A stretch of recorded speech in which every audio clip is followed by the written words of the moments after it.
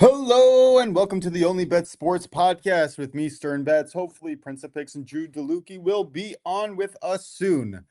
But until then, we're just going to filibuster and talk about the weekend that was. And Addison, if you want to come in, feel free to be my co-host for the day. No pressure. But if you guys are listening to or watching our Discord or Twitter, Addison has been absolutely on fire with these F1 picks. Well done, sir. I've cashed on them.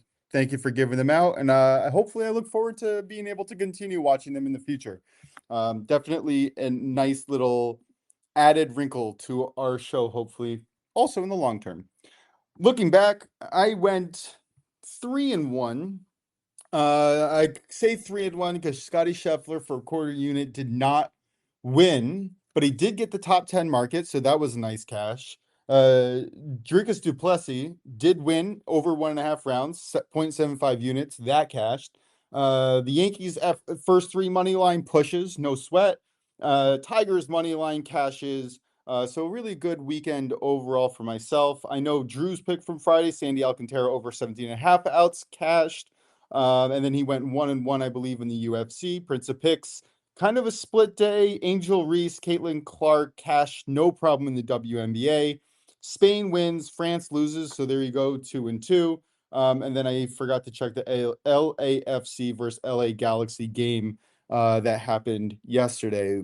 But looking forward to today, we have a really great slate of baseball that I'm looking forward to getting into. I think it was a little tricky to get some numbers and good value on some of these plays, but I think I found one. We're dealing with another really extreme heat situation across the US today. I'm going to take the Tigers and Nationals, both of their team totals over 3.5 parlayed. You can get this for about minus 145 over on Caesars. I know that the juice isn't great, but I think the value is there. You have the Tigers who are playing against the Cubs in extremely favorable hitting conditions with temperatures at 85 degrees and wind blowing out at 15 miles per hour. That in Chicago, recipe for disaster, especially when you have someone like Jamison Taillon, who has been a little bit better as of late, but he is still very vulnerable against surging offenses, and in which the Tigers really are. They have a complete turnaround of their season in the last month or so. Major red flag underlying metrics from Taillon that I'm going to pick on here in these conditions: 14.3% barrel rate to a 35% ground ball rate. This will almost certainly stretch his abilities in conditions such as these, even if Taillon does pitch well. Chicago's bullpen ranks 27th over the last month in expected metrics, xFIP specifically. The other side of this parlay, the Nationals are in Coors, also really favorable hitting conditions, 97-degree weather, 9 miles per hour blowing right to left, out enough where it should allow a higher scoring game. And again, Coors is a huge outfield, so anytime you have wind going in either direction, it kind of helps the balls kind of fall through. Rockies are starting Kyle Freeland, who has given up multiple runs in his last 14 starts, with 4+ runs giving up frequently. The underlying metrics show an 11% barrel rate, 43.7% hard hit rate, and an under 20% strikeout rate. It's really unfortunate that a pitch to contact type of pitcher has to go through Coors. But this is, even if he does really well here, which I don't expect him to, he should give up at least 2 to 4 runs. Colorado's bullpen ranks 28th over the last month. Nationals offense consistently ranks within the top 5 in almost every single batting category.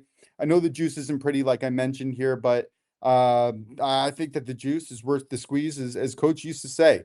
I also don't mind sprinkling just a little bit on both teams to score at least 5 runs, or each individual team to score 6 runs, which is, I believe, where each line is at. Since I don't really have anyone to bounce this off to, Addison, just kidding, mostly. Yeah, we can kind of go on. I don't, yeah. Looking forward to the WNBA. We have a 4-game slate today. Prince will be on if I filibuster long enough to be able to tell us maybe hopefully a play in there. But looking ahead, I have to say, I think that the value, and I heard this on the early edge this morning, so there you are. I heard this on the early edge this morning. Valkyries -8, -110 looks like a good play, and I tend to agree. Addison, how you doing, brother? Take yourself off mute, and you can I can hear you. Hello, sir. Check 1, 2. Yes, I can hear you. Thank you for jumping on with me. It is always a little awkward when you're doing the show alone, waiting for people to join. But you had a quite the weekend. Do you have your full count? Actually, I don't have my full count. I know that I was profitable, but I haven't done the full count because it's not as easy as sometimes it should be. Because I do a lot of quarter and half unit bets, and I did do a couple live bets yesterday. But I would say just quick guess, I was up a couple units on the weekend. Yeah, I mean, I definitely cashed on your Friday's play, and that was somebody to make round C or something. I'm not as familiar with F1, so you please excuse my my knowledge. Yeah, that was the to qualify for Yes. Q3, which is the third qualifying session. It's the final, it's the top 10. And yeah, that was a misprice. So I'm glad you followed. Yeah, that was phenomenal. Also, any picks that you give out and send to me on the show here, I will track on our official Only Bets spreadsheet, which I do have. I have to work a little bit to get it a little bit better automated. It sometimes skips certain plays, but it for the most part is pretty accurate. I just have to go every once in a while and grade the picks because I don't trust AI to do that for me yet. You know what I mean? Yeah, I'm like what do I think? Oh, the meme, like the Sarah Connor meme when she's smoking a cigarette. That's what I think of whenever people are like, let's use AI. So I will say I am a software engineer and I use AI in almost every aspect of my professional career and now my sports betting career. Not every aspect, but a decent amount.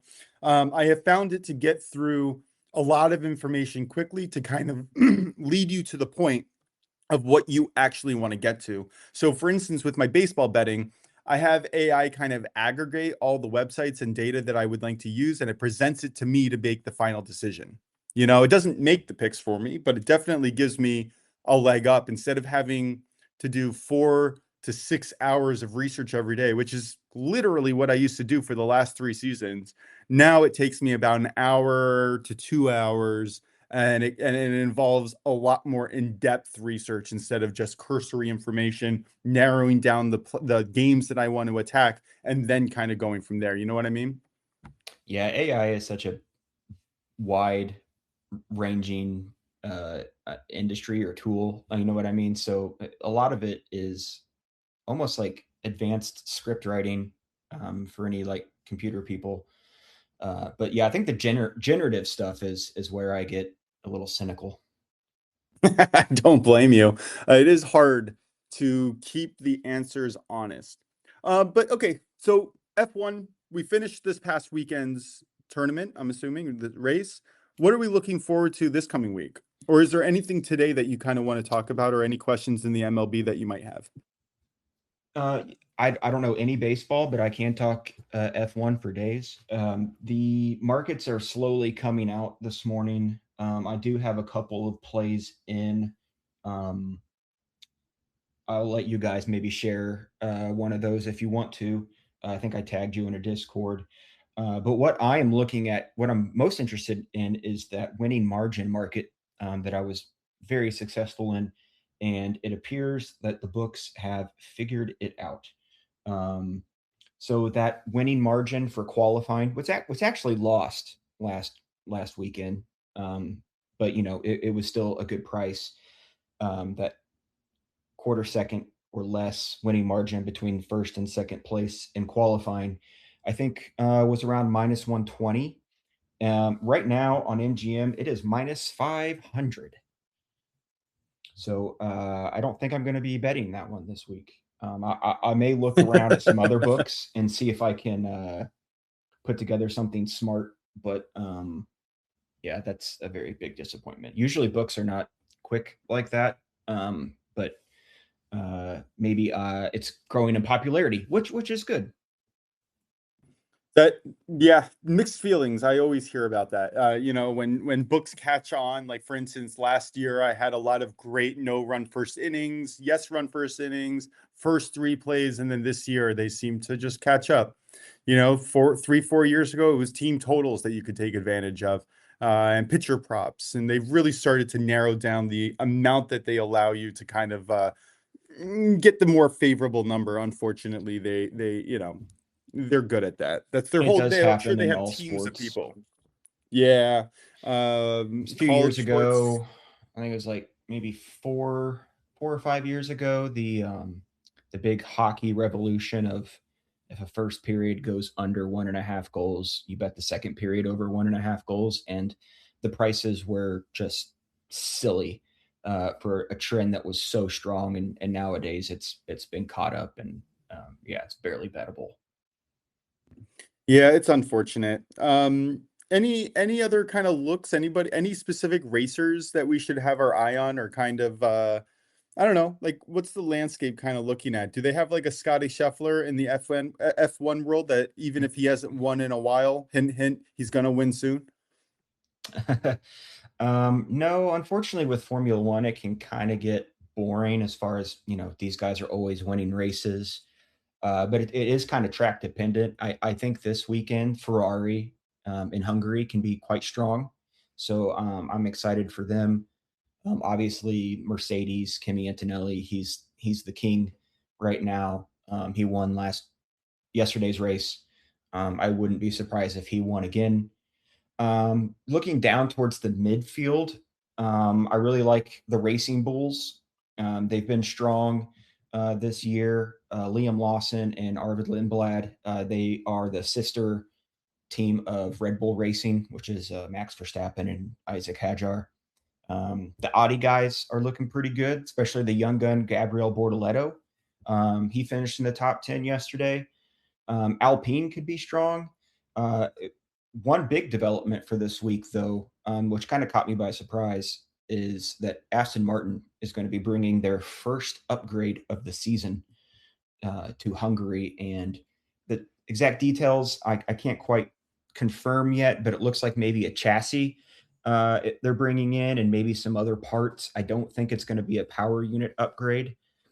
Um, so it's kind of been weird to see the books price Aston Martin so far. uh, I actually do have a play if you'd like to hear it. Yeah, I would love to. What you got? Oh, yeah. So there is a market called classified finishers. And to be a classified finisher in an F1 race, you have to complete 90% or more of the laps. So, um, if you complete 90% of the laps, but then you crash on the last couple laps, you're still considered classified. Um, I'm not really sure what the implications are for those designations, but I do know that's how it's defined. This week, Aston Martin, for both of their drivers to not, let me see if I would phrase this rightly, both of their drivers to be classified no is plus 100. They haven't had both drivers classify in 9 out of the 10 races, meaning that one or more of their drivers did not complete 90% of the laps in 9 out of the 10 races. And that is plus 100 this week.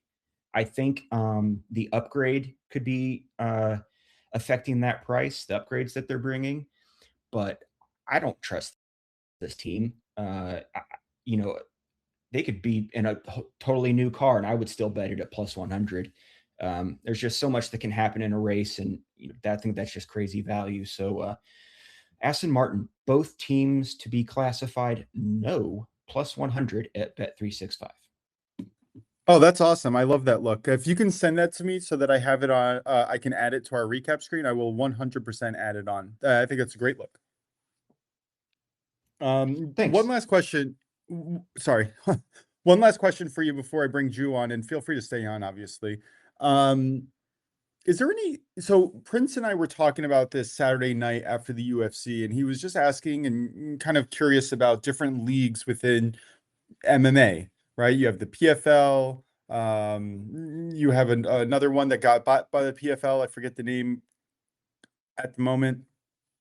Is there any crossover in leagues in racing or Formula One, or is the training so heavily specialized that you really are only kind of focused on one kind of racing type? It's kind of a one-way stream. F1 drivers have, switched over to NASCAR for a couple races, or they'll maybe go do some IndyCar for a little bit too. But very, very, very rarely do you see a current NASCAR or current IndyCar driver get into an F1 team. Now, sometimes they are reserve drivers for teams, but it's very unlikely that, yeah, because of just the specialty of the F1 car and the speed, that you don't really see that crossover too much. Now, there are different levels of F1. Uncreatively, it's F2, F3. They even have an electronic race I don't know how I didn't racing know league. that. Yeah. Yep, just down the keyboard, F2, F3, and then they have an electronic racing, just all battery powered league. And I don't really follow that much, but that's typically the farm system for F1 drivers. They move up, and then eventually, the champions of the F2 this year will be strong contenders to get any open seats in F1 next year, or be a reserve driver for a team. But there's no automatic regulation. No, that's not the word. When you relegated, there's no automatic There relegation. is no, there's no automatic relegation. Basically, you pay to race in F1. So if you have enough money, let's say I won the lottery this week and I wanted to go have an F1 team, the biggest barrier would be amount of money. So, funny enough, Aston Martin, their team owner Lawrence Stroll, a little bit of nepotism. That one of their drivers is his son Lance, and he is not very good, and people are not really sure why he has a seat. But I think we all kind of tap our nose and know why. That's so interesting. I guess the sport as it grows, maybe they'll start paying their players, or is this just the perfect system for the to take the advertising money, promos, and all that, and never have to pay their drivers? Oh no, I'm sorry if I was mistaken. They pay their drivers. I'm just saying, like, if you want to have an F1 team, it takes a lot of money. There is Oh, no oh, there is no okay. relegation. Got it. Okay, okay, got it. All right, thanks, Addison, man. Again, feel free to stay on. I really appreciate your insights and being able to pick your brain. And yeah, hopefully we can continue kind of talking about F1, and I'll get more and more into it as we go. But for now, Drew, how you doing, buddy? Sorry to keep you on the sidelines for a little bit. Sandy Alcantara, cash it. I know that cashed. What do you got for today? Yeah, definitely. And I know I mentioned a couple in our chat over the week, and they did pretty well. But today, I have Dylan Cease over 7.5 outs. It's minus 159. I use my DK. I think is given an option of a 25% all-purpose boost or 50% same grain part all-purpose boost to boost it to minus 127. And I still think that's really good value. His last two games, I think it's his first start since the All-Star break. His last two games before the All-Star break, he's pitched 8 innings, 7 innings pitched. He didn't necessarily cover this the previous 3 games before that, but why I'm doing this is because he's facing a really aggressive Rays team who doesn't really like to take a lot of pitches. They get the ball in play. They have a high chase rate where the ball goes in play somehow. And the most important thing about this, if you look at Cease, he averages, I'm not kidding when I say this, around 100 to 110 pitches per game. The Blue Jays are messing around with him to where they're letting him go past 100 pitches because he's their ace. They paid 175, and he's pitching like an ace right now. And Schneider believes in this guy, and he has really good durability so far, knock on wood in that case. And anytime I see, even though they're not covering it anywise, if he just lowers the walk problems, if I see her being allowed to pitch 100 plus pitches and I see 17 and a half outs, I'm going to always want to take it regardless. Yeah, I don't mind. Don't mind at all. Usually pretty sharp with these. We have a good day today. Prince, welcome in. How's your appointment and any thoughts on this play? Good morning, everyone. Yeah, I just now tuned in, so unfortunately, I didn't hear the play. Literally just logged on. I had an appointment this morning. I didn't think I was going to be able to make it, but the appointment got done early, so here I am. Happy to be on. I do have plays. I'm not sure where we're at in the show, guys. Sorry, like I said, I literally just logged on, but I do have plays for baseball. I've got a play for WNBA. I've got a play for soccer tomorrow, and I have thoughts over the weekend. So you tell me where you want to go, and I'll go there. Let's start with baseball. I gave my play, and Drew just gave his, and we're up to you. Cool. All right. Perfect timing then. All right. Yeah. So in the major leagues today, guys, I've got a team total parlay that we're going to be attacking here. As I pull up the schedule here. Sorry, I didn't have the schedule pulled up. I'm literally like doing all this at the last minute. All right. So we got the Yankees. I'm looking at the Yankees and Pirates.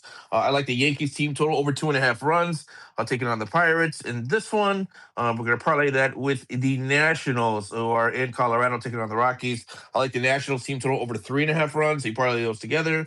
You get that at minus 150 odds. Of course, we've talked about the Rockies, Coors Field, one of the best hitting environments in the league, probably the best hitting environment. And Nationals have been on fire with their bats. So I think getting 3.5 runs for them is actually, well, we need 4 runs, right? So 4 runs for them, I think, is a real possibility there. And then the Yankees at home, always a good bet for them. We're just looking for 3 runs against the Pirates. What are your thoughts on that, Moshe? Well, I took the Nationals team total over 3.5 on my team total parlay as well. So definitely on board there. 97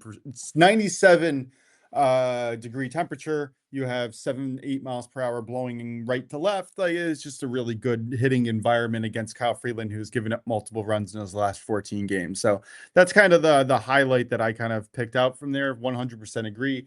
Yankees, I'm a little bit more nervous about, but Ashcraft has been really good. But the Pirates bullpen has not been. So I think that the Yankees at home to score 3 is a pretty good bet. It also allows me to hedge against Sia Najad and some of the other early edge crew who picked the Pirates' first 5 money line. So I feel like either way, I could cash both or one or the other. So I'm very much on board. And in general, I like a lot of overs today. You have really good hitting weather. Yankees hot, humid, blowing out. So why not? Yeah, that was part of my thought process. Plus, anytime, I mean, it's hard to get the Yankees at 3 runs at a playable price. Usually it's not. So I just looked at that. I thought there might be a value on that. Drew, any thoughts on that parlay of mine? I especially love the Rockies one. Kyle Freeland, he has around a 7 ERA. He actually does better at home, surprisingly, but his better is a 6.3 ERA at home, which is not good at all. The league average is like 4.2, so he's way above that. And he's given up, I believe, in his like 7 or so starts, he's given up 7 home runs in Coors Field at home. He doesn't really, strike people out. It's made 97-degree temperatures. Ball's going to travel, and Nationals are an offense that can explode out of nowhere. As long as the Nationals are patient, he's a strike thrower, so he's not going to really walk anybody. So they'll get balls in the strike zone. And I also don't trust the Rockies bullpen. So even if they do take him out, so yeah. Okay, cool. So it sounds like we're all in agreement on the Nationals and maybe some question marks with the Yankees. But again, for me, Yankees at home, 3 runs at a playable price. That's probably something that I'll more than likely auto play going forward. All right, Stern, where do you want to go next? I will say real quick, when you can get the Yankees that low now because their offense isn't doing the best, that's the best time to take them, because when they do eventually explode like we expect them to, the price is going to go way up in that case. And I know Stern mentioned, because Braxton Ashcraft has been doing pretty decent, but I do not trust that bullpen as well. Nope, don't trust that bullpen one bit. All right, we did talk WNBA a little bit. Nice little slate here. I gave out a lean that I got from the early edge once again on the Valkyries -8. Curious to hear your thoughts there and what your official play is on the W tonight. Yeah, I like the Valkyries -8. The Mystics have been pretty up and down this whole season. Specifically on the road, Valkyries are pretty dominant on at home. Mystics have been very inconsistent on the road. So yeah, a long cross country trip to, of course, taking it from DC to the Bay Area. That's a long trip for the Mystics, and yeah, I think the laying 8 with the Valkyries is probably a pretty safe play. The play that I went to tonight, I'm going to go to the Wings and Liberty game. I'm looking at the Dallas Wings team total over 86.5. You're going to get that minus 120. We talked about the Liberty before. They've been all over the place as well, dealing with a lot of injuries with this team. I think once this team gets fully healthy, they will be a force to be reckoned with in the W. But right now, too many inconsistencies in the lineup, too many injuries, just too many variables with me to really back them confidently. And Dallas at home is one of the best scoring teams in the league. So I'll take Dallas here to put up some points. Give me the Wings over 86.5 at minus 120. Yeah, can't argue with that. I think that's a really sharp look. You don't really have to deal with the Liberty's offense. You just have to deal with their really not great defense. 100%. Yeah, very much on board. Drew, any thoughts on the W? Or can we look forward to soccer? No thoughts on the W. I hope we get W's in the W. Amen, brother. All right, let's get into World Cup. No, sorry, not World Cup. World Cup finished. We will get back to the World Cup at the end of the show. Would love to hear your guys' thoughts. But we have Champions League qualifiers. What do we got, Prince? Yep. Yeah, we do. Yep, we're back into the domestic league world now that the World Cup is over, which we will share. I'll share my thoughts here shortly about what I thought for the World Cup final and the third place game. But getting into Champions League qualifying, we have that tomorrow. Today, guys, is a real light slate, so I really don't have anything for us to play today. But we'll attack these for tomorrow's slate. These are going to be 2 p.m. Eastern kickoffs on Tuesday. So this gives you guys a little bit more time to get these plays in, rather than if we were to give it on the show tomorrow, you'd only have about an hour to do it. So we'll give you guys about 24 hours to get these plays in. A couple games that I'm looking at in the Champions League qualifying. First one here is going to be a 2 p.m. Eastern kick. We have Thun from the Swiss League taking on Dinamo Zagreb. I like goals in this one. We're going to do this as a two-piece parlay here, two-leg parlay. For Thun and Zagreb, I'm looking at over 1.5 goals. If you want to play this one individually at like over 2.5, over 3, I wouldn't hate it. But I'm going to parlay this one with another game that I think is going to be a lot of goals. Klaksvik taking on Kauno Žalgiris. This is a Lithuanian team taking on an Icelandic team, if I'm not mistaken. Faroe Islands, sorry. Klaksvik from the Faroe Islands taking on Žalgiris from Lithuania. Klaksvik, one of the higher scoring teams in terms of scoring and conceding. I think we see a lot of goals in this one as well. But we're just looking for over 1.5 in both of these games. Parlay them together, you get it minus 150. So again, Thun, Dinamo Zagreb over 1.5. Parlayed with Klaksvik, Kauno Žalgiris over 1.5. That comes in at minus 150. Yep, love it. Can I ask you a question about the qualifiers? How does it work? How many rounds are there? Is it just winner moves on, or is there like a group stages and you kind of move through the ranks?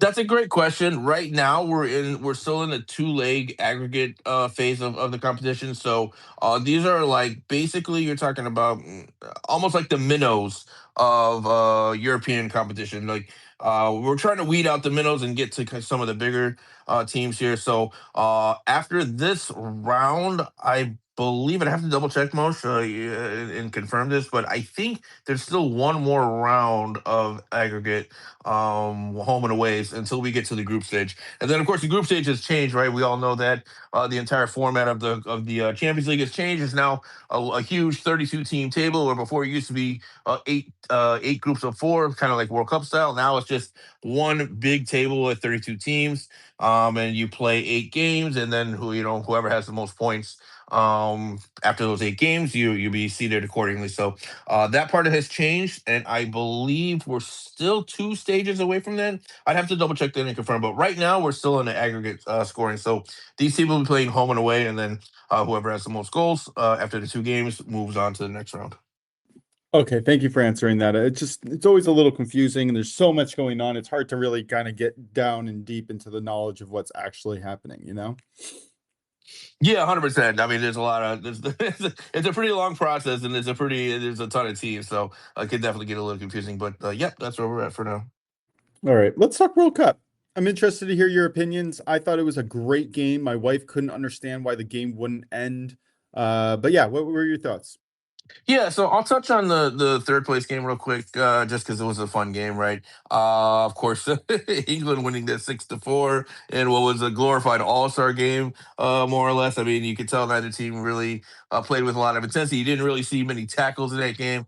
I'm glad France made a response in the second half because at the end of the first half, I mean, they're down 4-0. I'm like, okay, I understand this game doesn't matter, but still you have to show some level of competitive pride, right? I mean, it still is an international game in front of the world. So I'm glad they came out in the second half and made a game of it. Really, not much else to say other than that. Fun game to watch, and I think that's the reason why the third place game exists.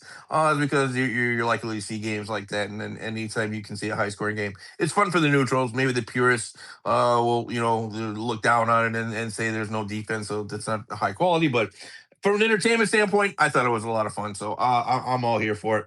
And then in terms of the final yesterday, look, I think that the better team won. I think we all kind of knew that Spain was a better team. I mean, Argentina has been a team of destiny. I didn't really like the way Argentina played yesterday at all. I mean, 0 shots the entire game. That's just unacceptable for a team with the quality of Argentina. But having said that, maybe this team is who we thought they were this whole time. Maybe they don't really have that high end quality that maybe some people were anointing them with earlier in this tournament. So I think they showed. They represented South American soccer in the sense that South American soccer is very physical, and a lot of times it borders on the edge. I thought they crossed the edge a little bit a couple times yesterday. In that final, I thought they were kind of making it, wanting to make it more of a fist fight than a soccer game, and I didn't like that at all. I didn't respect that one bit from the Argentinians. I think when you have a team of that high quality, you shouldn't have to resort to those kind of tactics to try to keep stay in a match and win a match. So, but Spain wasn't. They weren't going to be punked out. I mean, Spain was right there for it. They were toe to toe with them in terms of the physicality. It didn't seem to bother them. And they had the majority of the possession, which again we thought that would happen in Argentina. Not equipped to be a team to chase the ball for 90 minutes, and that's exactly what they did. So I thought Messi was a complete non-factor. Hate to see that in his last World Cup game. Fortunately for him, he just had a dud until the end. He had a couple good chances, but for the most part, he was a complete zero in the game. And that's what happens when Argentina doesn't have the ball. Messi is ineffective. He is a non-factor. He's a non-factor defensively. He's just another guy out there on the field. If he's having to stay in his own defensive third, that's not where he's effective, and that's honestly completely useless. And so unfortunately, I thought he had a useless game yesterday.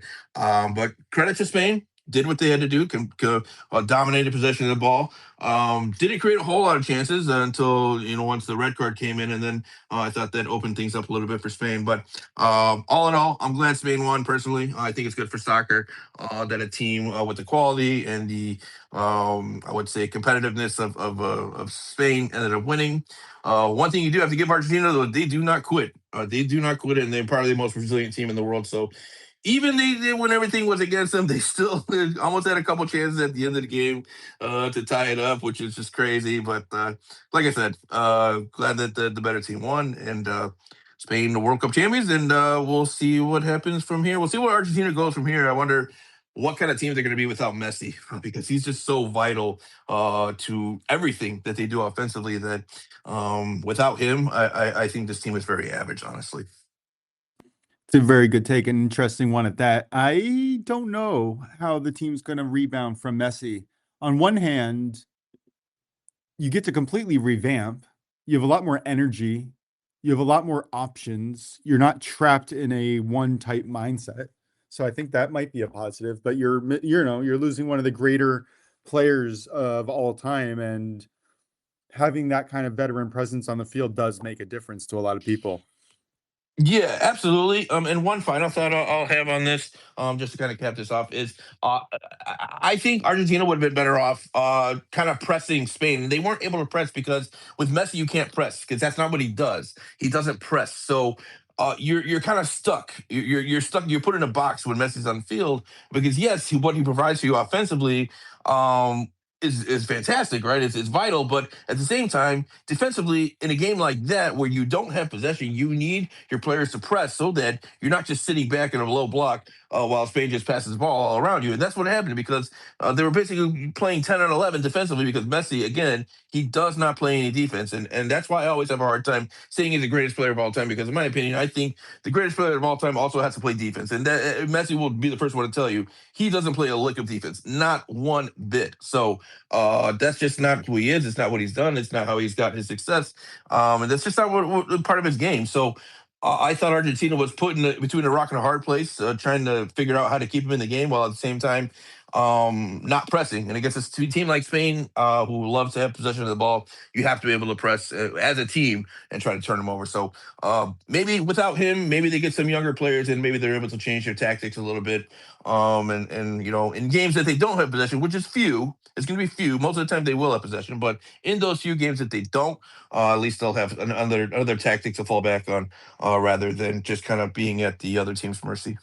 Yeah, and this next point kind of leads me, well, I guess this next comment leads me to my next point, which was anytime that Messi had the ball, Spain was shoving him, fouling him as hard as they could. And to be fair, it wasn't like one team was doing it more to the other, but they had a playbook that they saw worked against the last few games against Argentina. And that was if you're physical against Messi, he gets less and less active in the game. 100%. The blueprint is out on Messi. He does not like physicality. That's been the way for years. Everyone knows it. Any team that plays physical with him absolutely takes him off a game. So yeah, I mean, look, if you're the opposing team, you got to do what you got to do, right? So you can't just sit there and watch him dribble around you and pass it around you all game. I mean, you got to do something to try to throw him off his game. Looking at you, Egypt. Just Don't get me started on that game. Oh God.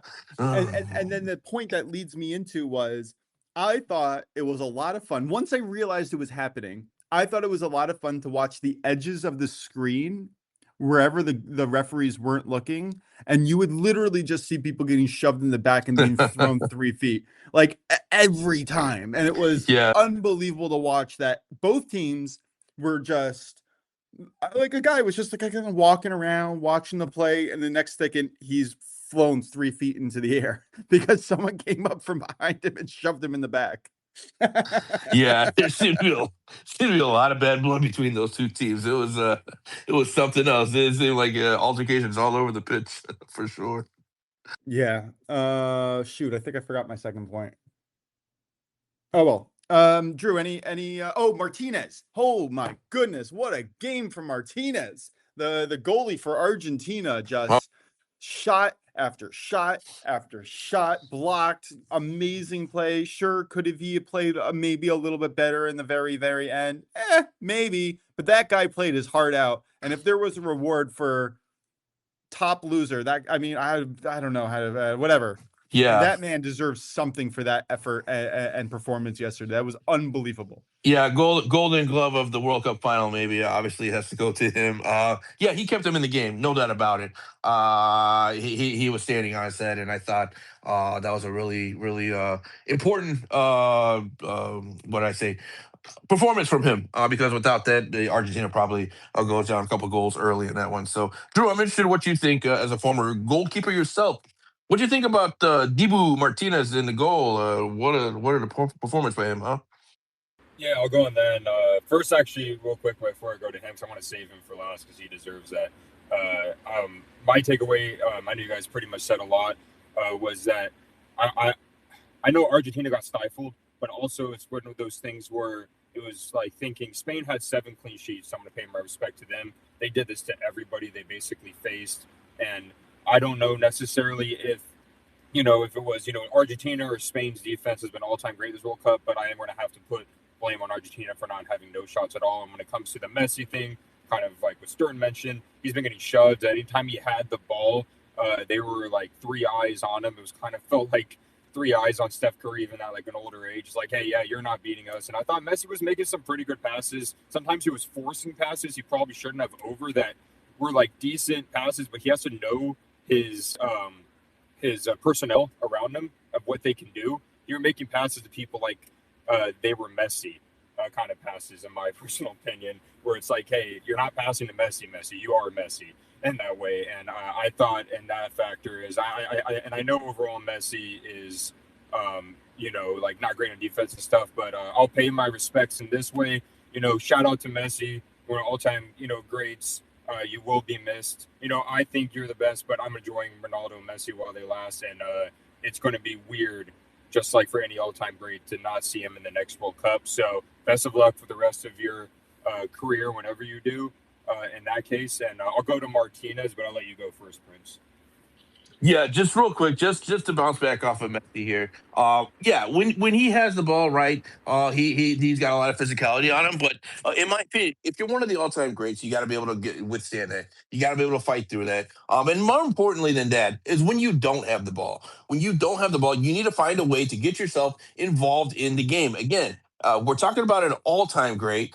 Those are the things that an all-time great has to do, in my opinion. Now, is he one of the greatest? Yes, of course. What he's done is just remarkable, especially at his age. But just his credentials go. Of course, you don't have to say anything about it, right? He is who he is, one of the greatest of all times. But that's my only gripe with him is that at times he needs to find the game, and if the game's not coming to him, there are times where you got to go and get the game yourself. And if you see that you're not getting the ball, yeah, you don't want to play defense. Guess what? This is the World Cup final. Get your ass out there and go play some defense. Go get in some tackles. Go make some challenges. Go do something to help your team, other than just be a guy out there waiting to get the ball in the offensive third. And so those are the only things for me that when you talk about the greatest of all time, those are things that I want to see from the greatest of all time players. So just my own personal opinion. Everyone has their own metrics for what they look at for the greatest of all time. So, but that's just the way I look at it. I feel like you need me to be able to help your team in all situations, no matter what the circumstances are. But Drew, what are your thoughts on Debu and his great performance? That one's undeniable. Oh yeah, definitely. And of course, we can go back and forth with the Messi thing. I think part of it has to do with coaching, because I'm sure the coach told him like, "Hey, we need you for offense and stuff." But regardless, when it goes to Martinez, I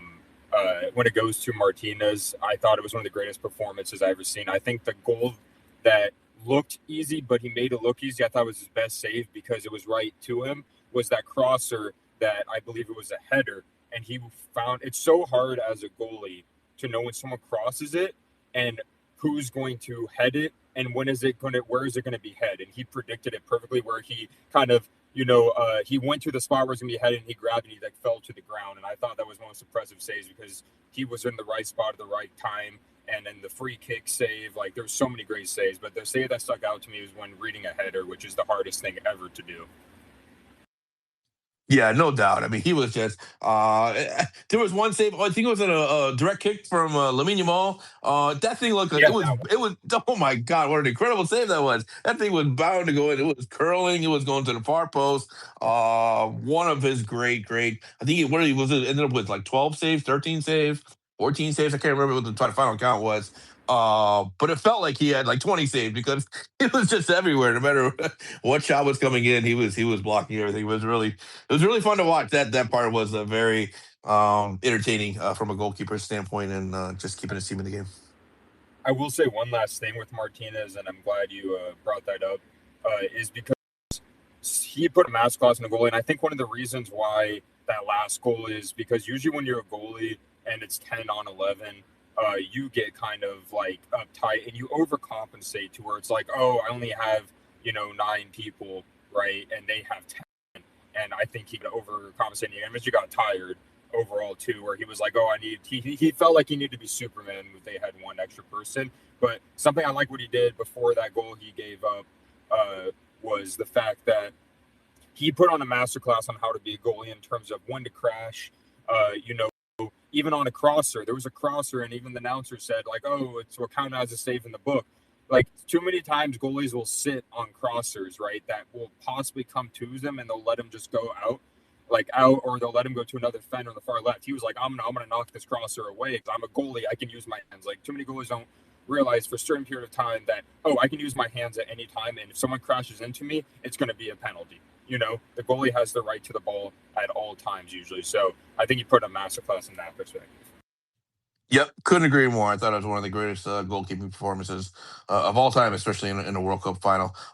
Stern, any other thoughts on the World Cup? I do have some questions about UFC. Whenever you want to transition to that, but anything else for you in the World Cup?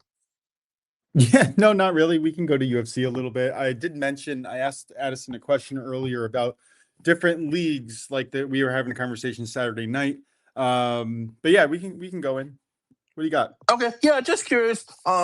Just a general perception here. What you guys' thoughts were over what we saw in the UFC over the weekend? I don't know if you guys already recapped that or not, but curious to see what your thoughts were for the listeners here. Anybody stand out to you guys? Stern, I'll go to you first. Were there any standout performance? I know we were talking about McMillan. I thought his performance personally was by far the shining star of the night. I thought he could be a future superstar in the making. He just looks the part. He sounds the part. And I thought his fight was fantastic. Any thoughts from you, Stern, on UFC in general over the weekend? I think Duplessis definitely showed why he is still a contender and should be given another shot at the title. I thought that was really well done by him. You're right, McMillan. Wow. I mean, he broke the record for significant strikes in a 3-round fight. It was absolutely insane the amount of volume. He's kind of like Sean O'Malley, and to be fair, they do have the same head trainer and coach, but less snipey, more volume dependent. So this kid's a star in the making for sure. He is a little bit over aggressive though. So I would imagine that he's going to get knocked out sooner or later against somebody who can really rock him. But for anybody who's just going to try to put up a 3-round fight against him, good luck. I mean, that man is a monster. The amount of volume that he outputted was I've never seen anything like that ever. not for 2.5 rounds, that's for sure. Drew, any thoughts? Yeah, definitely. I'm a big fan of this McMillan. I would say kid, but I know he's like 28, but I liked him in the Contender Series. We have a Dana White. He is a really good fighter. He's had 2 official like UFC fights already, and both have been by knockout. And the one thing I like about his both knockouts is his first official like UFC fight, not Contender Series. He knocked out in the first round, and his last one shows it like when you show that diversity where it can knock you out in the first round or third round already his first 2 fights, because usually you'll see these young fighters come in and they'll face people and they'll be like first round, and they get humbled. But this guy, he showed patience. He showed like he was a vet. Where this benefit can coming to the UFC older, because sometimes when people come to the UFC younger, they're still a little immature and stuff, and then they can get their like confidence out of the way, and they just get their they get clapped like in a way to where you didn't expect it. And that's why you'll see more UFC fighters try to come in a little later, so they'll be fully ready to where they'll be full of the body, will be fully developed, because most men they don't be fully developed to a body until they're, I think it's like 23, 25-ish. So I like that with McMillan. For the DDP fight, that was an amazing fight to watch with Usman. A lot of respect to them. I know I did DDP by submission or TKO, and I thought I almost had it in the 5th round. I don't know if you guys saw that. Hit Usman to where I thought you had it in the first round. Oh yeah, I thought you had in the first round, but do you remember that 5th round one where you hit him and then Usman put his hands up and was like wobbling? I was like, oh, here it is, and then Usman used all his adrenaline just to stay up until the fight was over. There was multiple times during that fight where Duplessis could have come in and just dominated Usman, but he didn't want to get into trouble again. He wanted to be methodical, and he said it before the fight, and we should have listened to him. But he had no interest in rushing in without care. He really took his time, and I think it could be detrimental to him in the future. I think once you rock your opponent, you smell blood in the water, you should just be all over. And I think he could have ended the fight multiple times. So not impressed on that front, but I mean, the guy's a monster. He was clearly ready for the fight. And the fact that Usman took that much punishment, kudos to him. I mean, that man was not walking on solid feet for about half that fight. Something I'll mention too is I always like to do this. Where does DDP go next? Possibly a trilogy with Sean Strickland. So that would be my before he faces who's it called versus Chimaev. It's funny because I think he beat Sean Strickland twice already, but Sean Strickland I believe beat Chimaev. So I don't think he goes for Chimaev. I think he goes for a trilogy with Hunter Strickland because he probably wants it with Strickland. I think also DDP, by the way, I know this is overlooked sometimes, but I think he feels disrespected being on a fight night and not on, like a main, like kind of event card of like a numbered UFC event. We call it pay-per-view anymore because now it's on ESPN. But the fact that he probably thinks like, I lose one fight to Chimaev, which really was one of the most boring fights, and then you card, so he probably felt a little disrespected in that. Yeah, I don't disagree. And I think we saw that this past Saturday night. The disrespect came through and he was like, I'm going to dominate you. There's nobody who can beat me. And looking at his fighting, it's really hard to argue with that. I would like to see a Strickland fight again, but again, like how many times are we going to go through that? But there's no one else for him to really fight. Yeah, Chimaev Like again who? is the only one, but I don't really want to see that.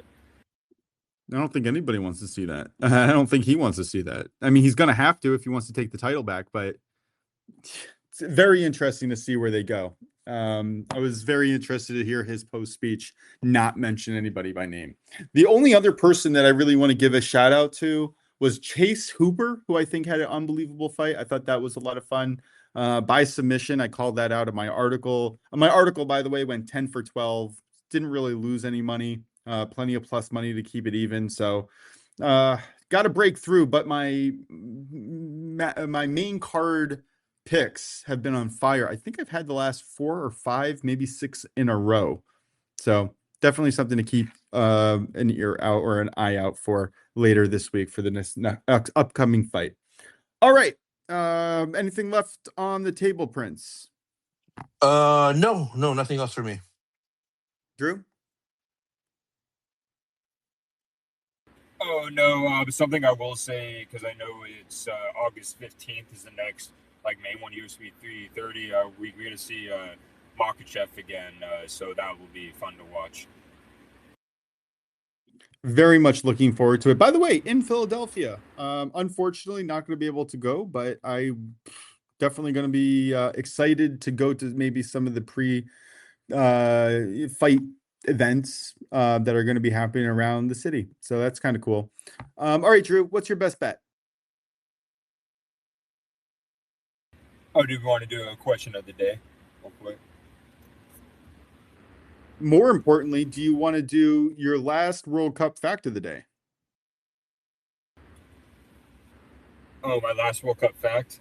My last World Cup fact of the day is Spain won their second World Cup in history. And it's all been the 21st century. There you go. Oh no, also World Cup fact actually. Spain set the all-time record for most clean sheets, and people may say that they played many games, but even if you took away multiple of the games to make it equal to what it was previously for a certain period of time, they still would have broken the record. I thought you were gonna say Divo Martinez made the most saves in World Cup history, final history, which he did, by the way. What did that number come out to? 15? I'd have to double check it here. I can check it real quick here. It was unbelievable. He had 12 by the end of regular time, maybe 14. It was pretty insane. All right, and 11, that was it? Yeah, 11 saves. The all-time record, I think, the all-time record in the World Cup, I believe, is 15 or 16, I think, for all-time saves in a World Cup game. But yeah, the final, 11 saves, which is still pretty incredible. That's pretty wild. Question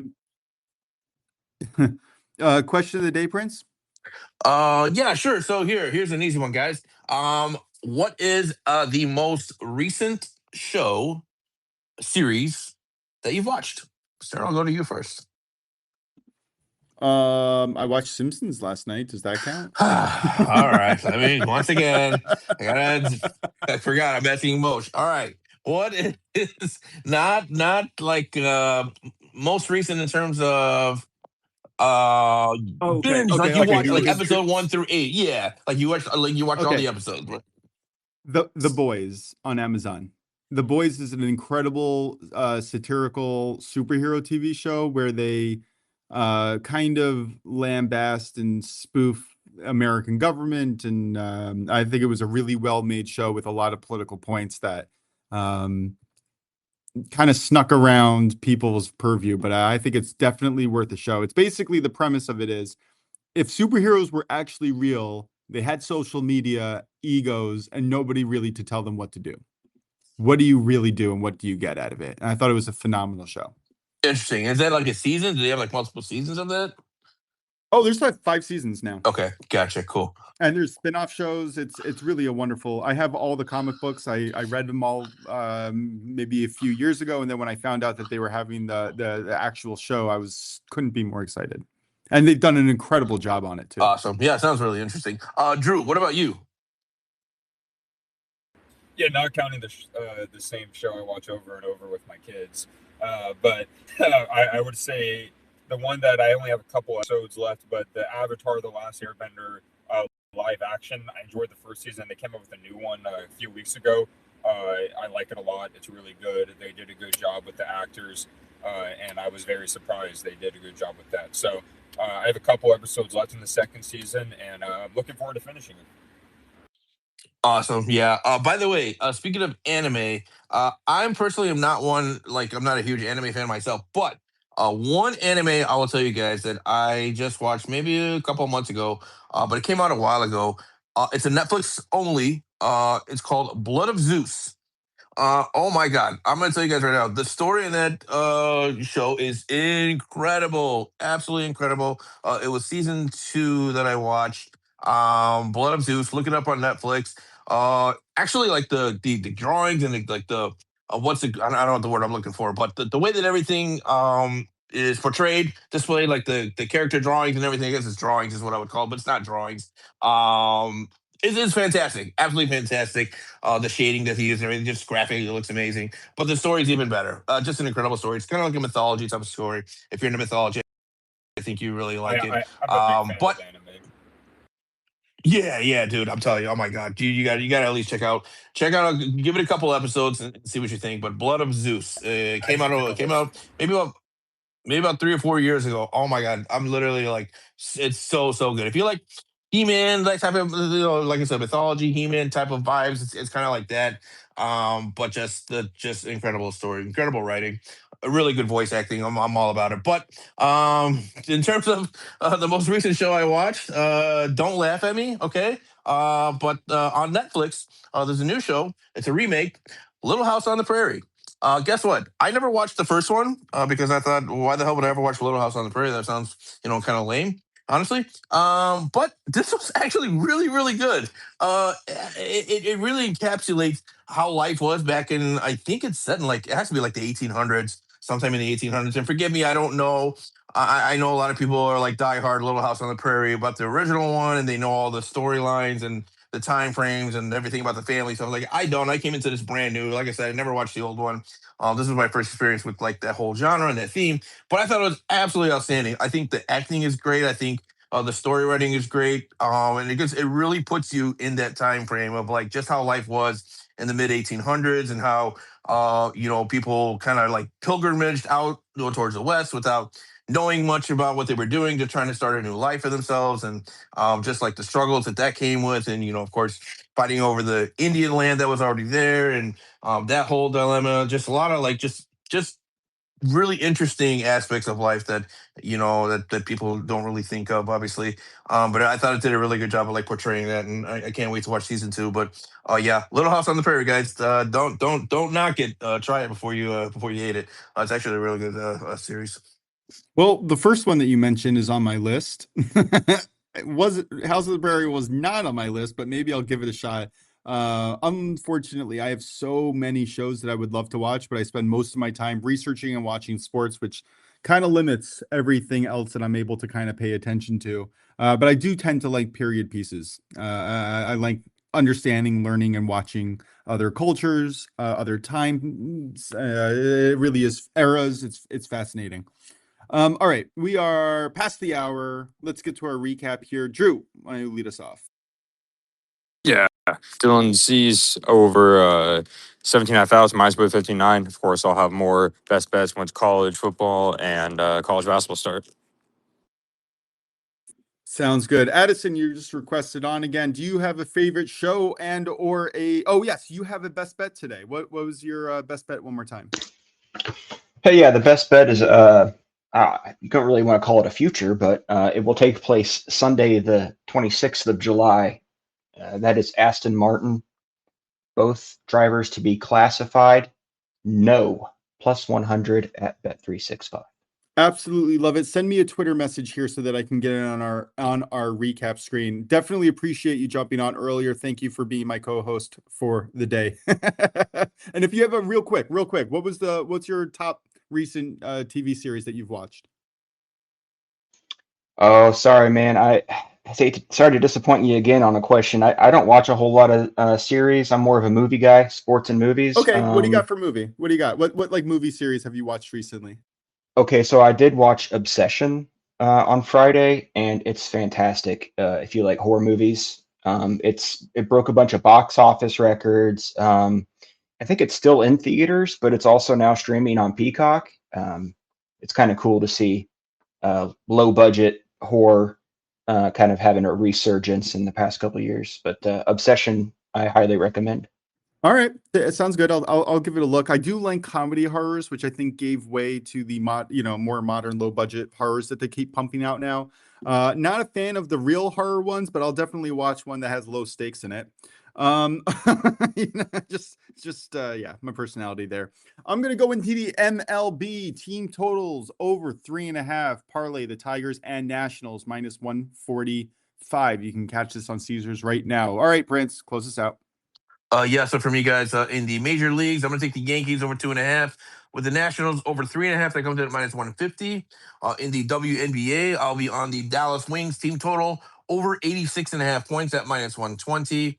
And then in the Champions League qualifying tomorrow, taking place on Tuesday, we're looking at Thun Dinamo Zagreb over 1.5 goals, parlayed with Klaksvik Kauno Zalgiris over 1.5 goals, and that parlay comes in at minus 150. That's going to do it for us today, guys. This is the OnlyBets Sports Podcast, Monday edition, alongside Stern Best. Drew looking at the Prince of Picks. Big shout out to Addison for his great Formula One plays, thoughts, and analysis. We'll be back in tomorrow live at 11:30 a.m. Eastern at OnlyBets Podcast on Twitter/X. Let's catch up these tickets. Have a great afternoon, and we will talk to y'all tomorrow. Thank you.